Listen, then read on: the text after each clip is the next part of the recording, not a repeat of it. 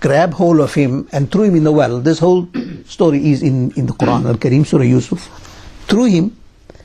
He was in his flight to the bottom of the well. Allah subhanahu wa ta'ala then ordered the angel, Sayyidina Jibreel, in the heavens to move and break his fall and not let him get hurt.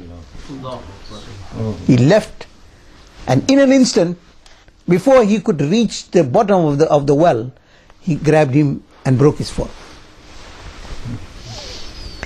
Sayyidina Jibreel was in the skies.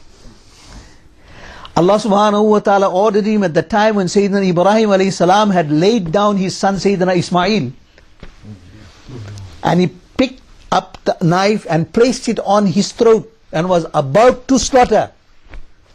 And ordered Sayyidina Jibreel, go and replace Ismail alayhi salam with a ram.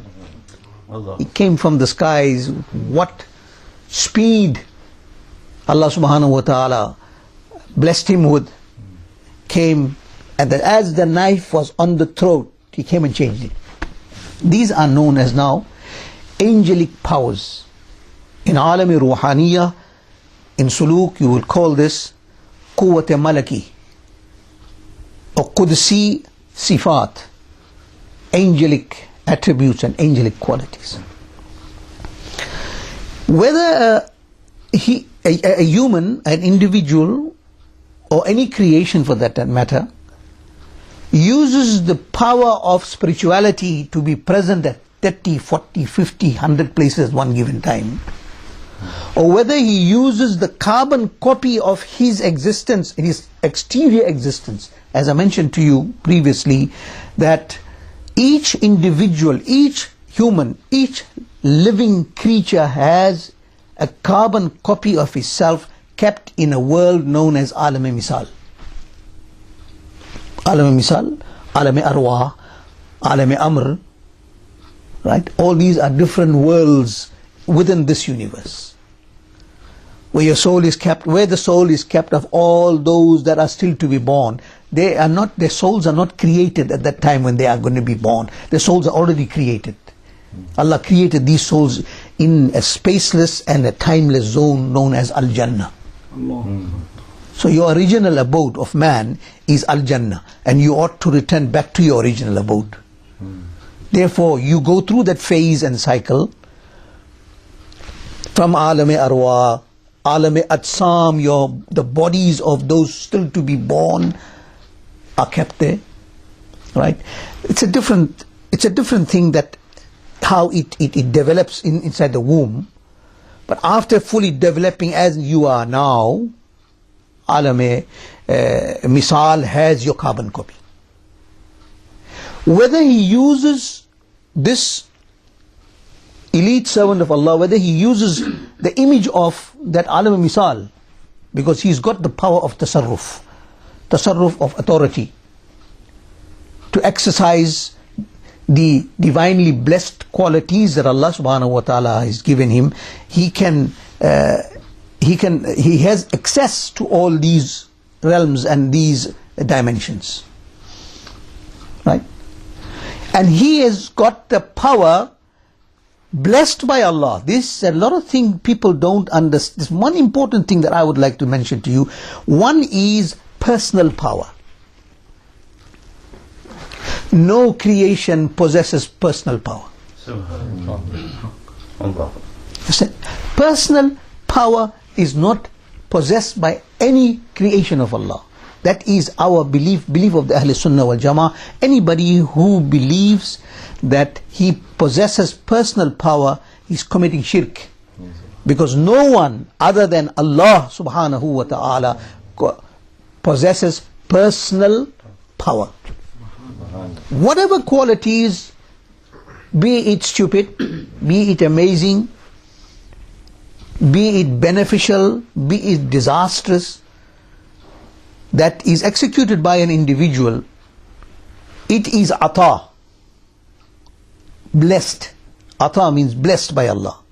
So whatever qualities that are mentioned in the Qur'an and Hadith about the beloved Habib sallallahu alayhi wasallam, these his qualities and his powers and abilities and authority is all divinely blessed. Subhanallah. And such is the situation of every single human being, be he a prophet or non-prophet, be he a wali or not a non-wali, be he a sahaba or a non-sahaba, be he anyone, is all by the ata and blessings of Allah subhanahu wa ta'ala.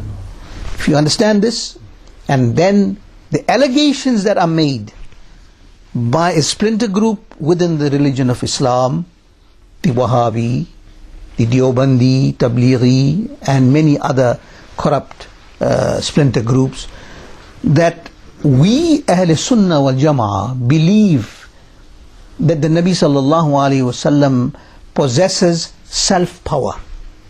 It's a lie. It's an accusation.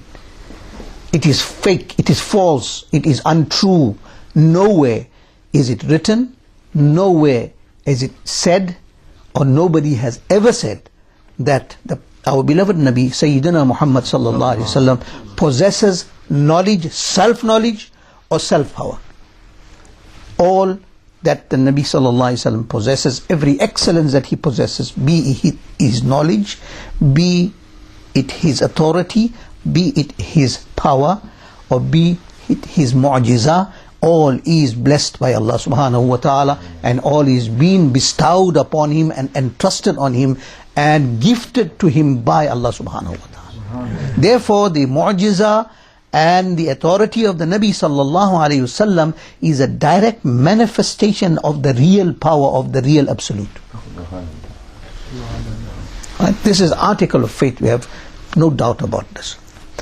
So whether a wali of Allah, by the permission of Allah and by the authority of Allah, performs a miracle, for example, Sultan al-Awliya Sayyiduna Shaykh Muhyiddin Sayyid Abdul Qadir al-Jilani Ghaus al-A'zam radiyallahu ta'ala an, was invited on Eid day by 40 different individuals to be present for breakfast. 40 people, same time. For example, just for argument's sake, 7 o'clock was Eid Salah. After Eid Salah, 8 o'clock, after 1 hour finish, everything, all the programs are finished. 8 o'clock, a person comes to him and before Eid comes and invites him, 8 o'clock, please have breakfast with me.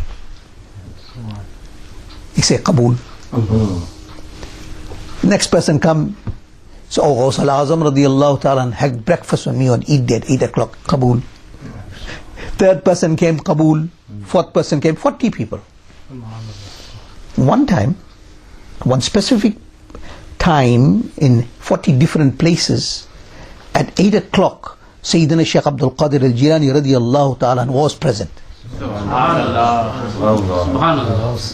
Allahu Akbar.